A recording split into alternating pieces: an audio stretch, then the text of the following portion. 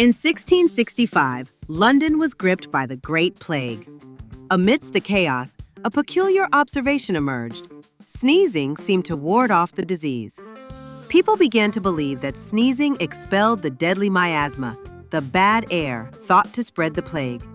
This belief led to the widespread use of snuff, a powdered tobacco that induced sneezing. But was it just superstition? Modern science reveals that sneezing indeed clears irritants from our noses, a natural defense against germs. Could this ancient practice have unknowingly helped some survive? The sneeze, a simple reflex, became a symbol of hope in a dark time.